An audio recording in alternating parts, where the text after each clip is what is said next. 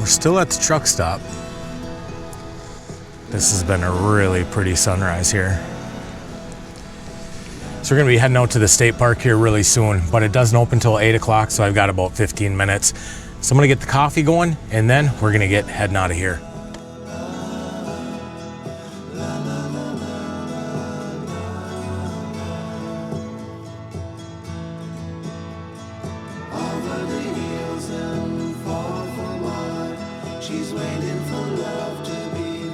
So I've been in the camper this morning waiting to go out on the hike, and I'll be honest with you, even an hour later, we're still sitting 14 below zero. I think what I'm gonna do is make a little hot breakfast, and then we're gonna go out on that hike. What I'm gonna try making is these Kodiak pancakes. Never had them before, but they look good.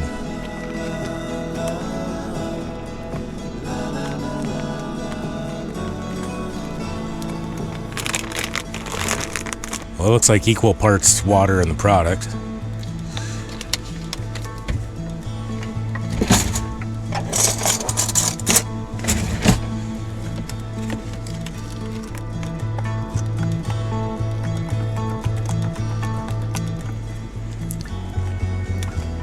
I would say that looks like good consistency for pancakes.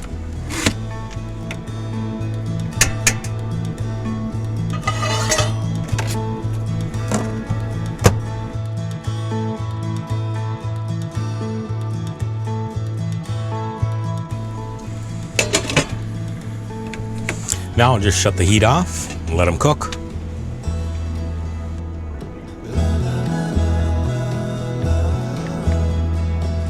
Well, I'm gonna have to give this one maybe a 2 out of 10. It did call for another recipe, one that uses milk and eggs. That one probably would taste better, because this one, completely tasteless, but it's warm. It's still 1 below zero. I don't think it's gonna get any warmer today. And even though I absolutely love sitting in the camper, we're gonna go out and finally get on this hike.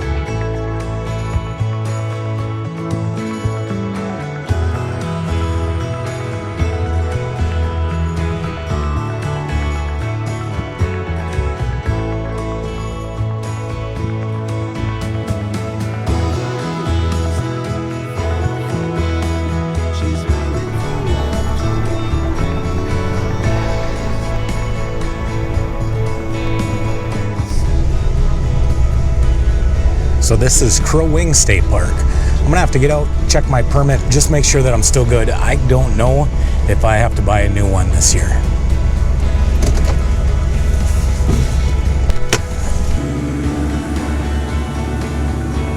All right, I'm good until April. Let's go check out the map.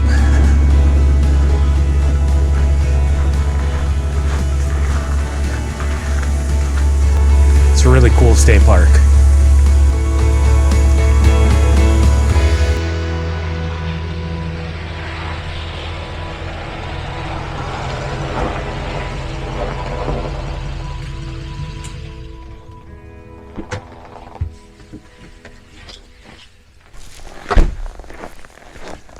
No surprise, this whole park, it's empty.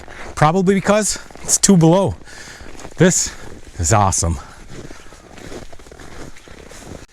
Up at the office, I picked up a map. It's gonna kind of help me so I know where I'm going. Looks like we're parked here and they've got a lot of cool things to check out.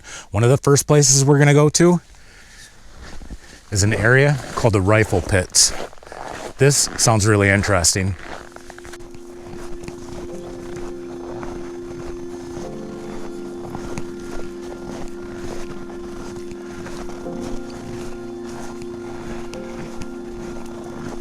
I might have to get some snowshoes for these winter hikes. I watched some YouTube videos of people using them. They don't look too bad.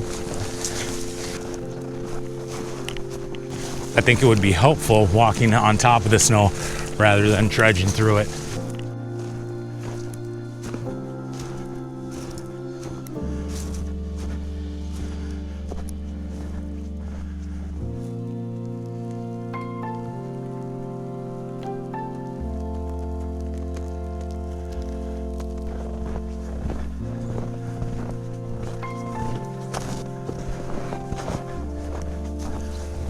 The snowpack comes and goes. Sometimes it's easy walking, sometimes it's not.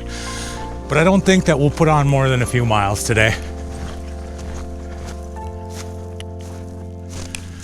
It is quiet out here, that's for sure.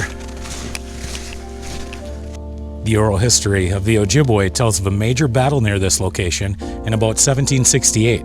The legendary story, recorded by historian William Warren in his book, History of the Ojibwe People, tells of a Dakota war party attacking an Ojibwe village while the warriors were away, capturing the women of the settlement. Noting that the Dakota had journeyed the river system by canoe, the Ojibwe warriors waited here, just below the confluence of the Crow Wing and Mississippi rivers, to attack them upon their return in an attempt to rescue the women. The battle waged for 2 days, and the Ojibwe were victorious. According to this account, the battle secured this territory of the Mississippi Valley as Ojibwe domain. When the Crow Wing State Park was founded, it was thought that these depressions may be the remains of the trenches reported to have been dug in 1768. The trail has undergone construction several times, including being part of a government road to the community of Crow Wing. Because of this, it's uncertain whether these features are from the battle or from former cabins and trading stations, or simply burrow pits from the road or trail's construction and maintenance. They are, at any rate, reminders of the long and rich heritage of Crow Wing. I was really hoping to be able to see some of the pits out here, but the snow is just covering everything up. And maybe it's because my eyelashes are getting frozen together, I can't see very well. Some pretty cool history on this place though. I came down to the river to see if I could get a better vantage point of the rifle pits, but I'm still not finding them. You can see off in the distance there's a white house. That's the old town site of Crow Wing. And I thought about walking the river there, but I just don't know how safe it is. I think we'll head back up the bank, make it over to the town.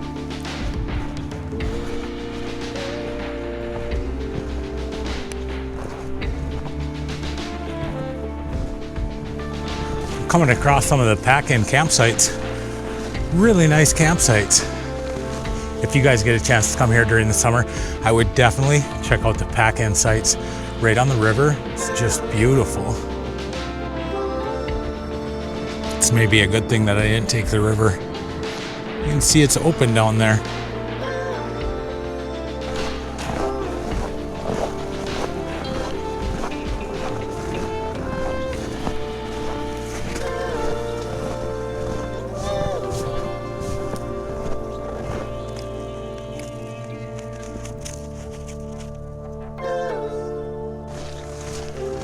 We made it, the old Crow Wing Main Street.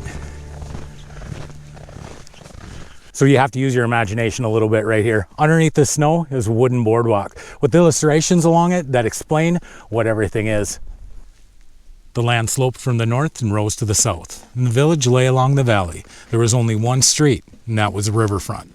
There was a boardwalk running along the front of the buildings to the Bailey House, which was the farthest north on the hill. So in 1856, they platted out the whole town. This is where we are right here. And you can see all of the land that was platted out along here.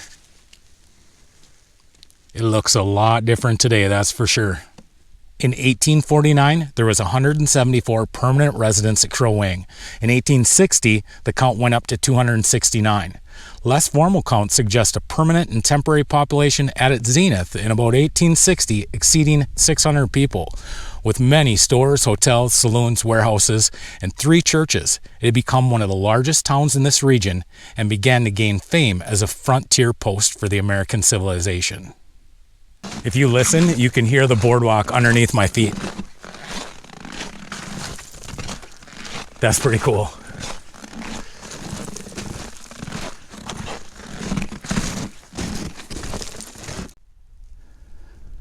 along the banks of the river. They have this sign showing that there was a well here at one point. And this is where all the town people came and got the gossip. Hopefully I don't fall in the well. Let's go back up and check out the Bolio house.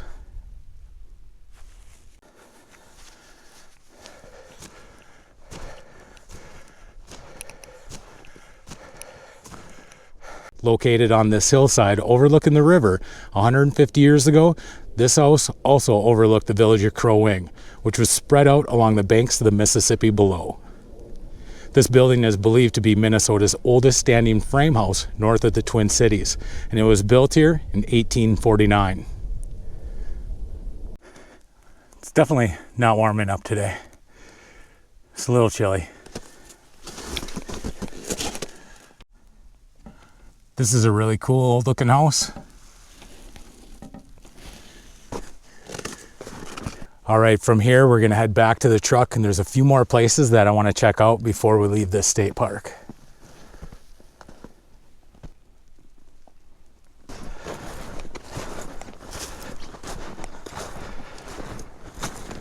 So you may be asking yourself, what happened to Crow Wing? This place had bars, churches, just like every other small Minnesota town, trading posts, mercantile stores. Where did it all go? In 1871, Northern Pacific decided to put a railroad crossing upriver from here. A year later, that location, Brainerd, was chosen as the county seat. By 1880, this place no longer existed.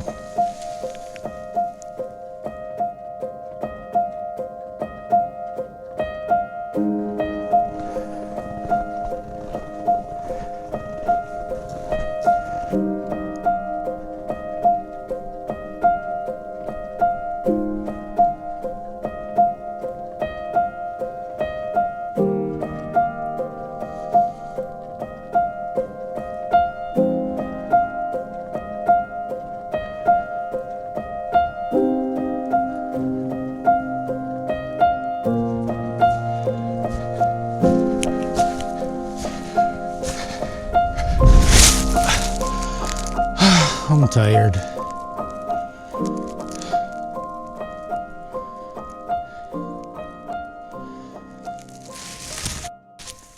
So they have a chapel here, and that's the last thing that I want to check out at this park.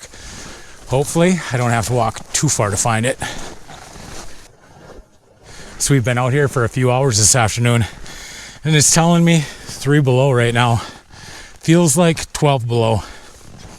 Thankfully, haven't had much wind in the woods, which is nice. I'm still looking for this chapel though.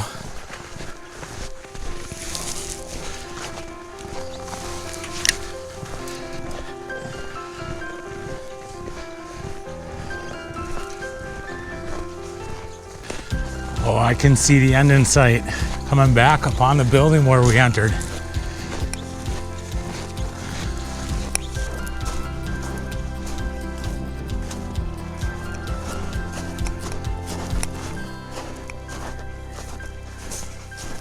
I was unable to find the chapel, but that's okay. Gives me a reason to come back here. Now, I'm gonna go in the camper, get some coffee, maybe even take a nap.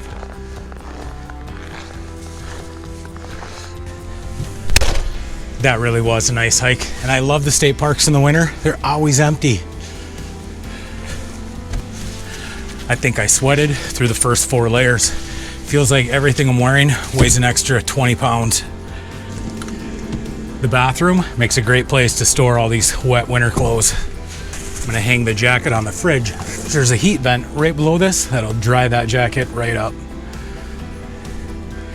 Same for the hat.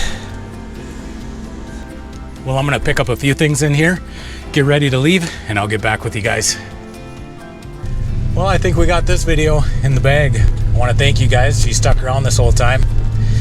I had fun learning about little town of Crow Wing. It was pretty cool. So until next week, be kind, be honest. We'll see you down the road.